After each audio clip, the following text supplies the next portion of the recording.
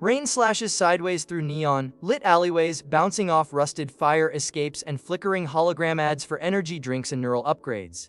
The city doesn't sleep, it hunts, and in its heart, only the fastest survive. A lone figure moves against the current, hood up, shoulders set, boots cutting through oily puddles. In their hand, a phone pulses with a quiet red glow along its spine, sharp-edged, fan-cooled, no camera bump, no distractions, just pure intent. Inside the underground arena, chaos reigns. Crowds scream as players hunch over overheating devices, fingers slipping on sweaty screens, frames dropping mid-fight. One by one they lose, not to skill but to lag, heat throttling. Then the doors open. The figure steps in, hood falls back. Calm eyes scan the room. No hesitation, they pull out the device. It wakes instantly, no splash screen, no bloatware, just black glass and readiness. A whisper quiet fan spins inside, visible through the transparent rear panel. The 144A's AMOLED display ignites like liquid fire. They tap once. NeuroStrike X loads in under 2 seconds. Fingers fly. Dual shoulder triggers click like mechanical switches, custom, mapped, tactile, precise. On screen, their avatar moves like thought made real, dodging, chaining combos, landing impossible headshots. The crowd falls silent. Opponents disconnect in frustration. This isn't luck, it's engineering. Snapdragon 8 Gen 3 Extreme Edition clocked higher, cooled deeper. IC EDGE 3.0 vapor chambers active airflow, zero thermal throttling. Even after an hour of max settings, 16Hz touch sampling means the screen registers input before your finger fully lands. GameSpace OS kills background noise. No calls, no notifications, no mercy. At halftime, they plug in. Flater hypercharge. 12 minutes later, 100%. Full power, full control, they win, not with flair, but with flawless execution. No celebration. Just a quiet power down, the RGB fading like a dying ember. They turn and walk back into the storm. Because this phone was never about winning a match. It's about owning the moment, cool, charged, and utterly unstoppable. And in a world that demands compromise, the Redmagic 12 Pro refuses to bend. The city doesn't forgive weakness. Hours after the arena, Kai sits on a rooftop overlooking the smog-choked skyline, the Redmagic 12 Pro resting on their knee. Rain has stopped. Now, silence. Broken only by the distant hum of drone patrols and the low thrum of the phone's internal fan cycling down from its last session. But peace never lasts. A message flashes. Encrypted. They're jamming the grid. Tournament servers in 90 minutes. You're our only link. Kai exhales. Taps the screen. GameSpace OS reactivates instantly. Not just for play. For war. The ZES dual bandwidth 575G Ultralink scans for clean channels, bypassing corporate firewalls, hopping frequencies like a ghost. Signal strength 100%. Latency amens. Down in the streets, enforcers roll in. Black vans with signal jammers mounted on roofs, hunting underground players who refuse to use licensed, monitored devices. Their target: anyone running unapproved hardware, anyone using real freedom. Kai doesn't run. They open as tactical overlay, a hidden mode in game space built for high-stakes scenarios. The screen dims to near black. Touch sensitivity spikes to 720 Hz. Shoulder triggers remap to comms and counter jam protocols. The active cooling fan spins up, not for gaming but for sustained broadcast. From the rooftop, Kai becomes a relay node. The Redmagic 12 Pro isn't just playing the tournament, it's hosting it. Routing encrypted streams through mesh networks, bouncing signals off abandoned satellites, masking data as weather telemetry, all while maintaining full gameplay performance. Below, an enforcer van stops. Scanners sweep the block. Kai's phone doesn't panic. It adapts. Stealth mode activates RGB off. All radios masked, thermal output minimized. To scanners, it reads as a dead brick.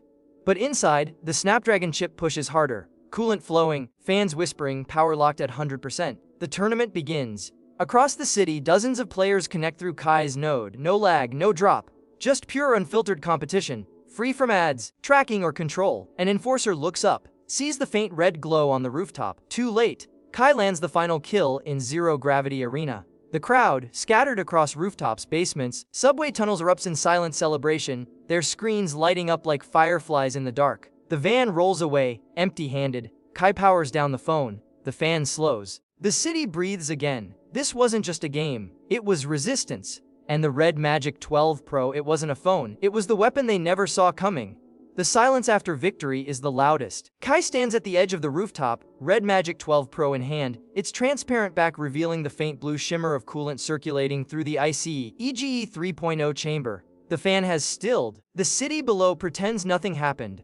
But Kai knows better. They've been marked. A new alert pulses. No sound, just a single red dot in the corner of the screen. Not from game space. From Mesh Shadow Link?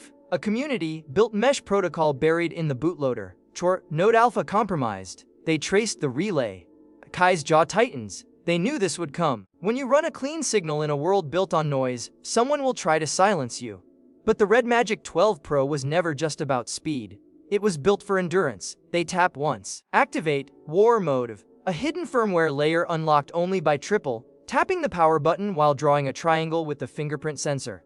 Instantly, CPU locks to 3.4 GHz sustained, GPU bypasses thermal limits, using liquid metal interface, all non-essential sensors shut down, shoulder triggers remap to emergency broadcast and data purge. Kai opens IF Archive Vault, a local-only storage partition encrypted with hardware-bound keys. Inside everything, tournament logs, mesh network maps, identities of players across 7 districts. All of it must vanish or be delivered. They plug in the 565W hypercharge brick. Battery 18%. In 90 seconds, it hits 85%. Enough. Then they do something no one expects. They don't run. Using the phone's ultra-wideband antenna and repurposed MEMWave array, Kai turns the Redmagic 12 Pro into a dead-drop beacon.